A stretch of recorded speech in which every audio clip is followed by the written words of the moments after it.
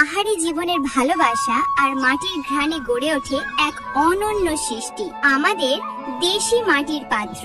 চলুন আপনাকেও নিয়ে যাই তার জন্মের সেই মায়াময় পথে।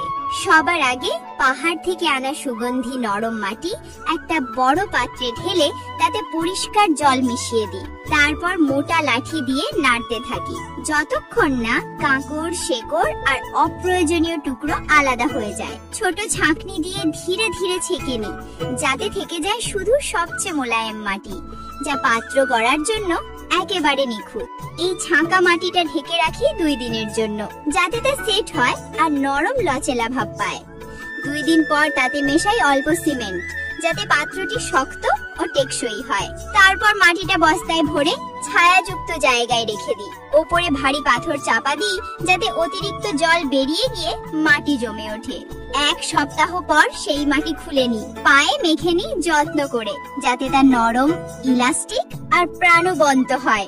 এখন সেই মাটি চাকের ওপর রাখি, সামান্য জল দিয়ে ঘোরাতে থাকি। হাতের ছোঁয়ায় আর চাকের গতিতে একটি সাধারণ মাটির দলা ধীরে ধীরে পায় সুন্দর রূপ। রাতভর খোলা আকাশের নিচে রেখে দিই যাতে মাটির পাত্র শুকিয়ে আরো মজবুত হয়। পরদিন চাকের উপর বসিয়ে ভিতর বাহির ফিনিশিং দিই যাতে পৃষ্ঠতল একদম মসৃণ আর চকচকে হয়। এবার তৈরি করি প্রাকৃতিক রং। লাল পাহাড়ি পাথর পিষে তাতে মেশাই অল্প জল আর পোড়া কাঠের ছাই। এই মিশ্রণে রং করি প্রতিটি পাত্র, ভিতর বাহির 2 দিকেই সমানভাবে। সব শেষে লোহার ঝুড়িতে সাজিয়ে দেশি মাটির ভাটায় আস্তে করে রাখি।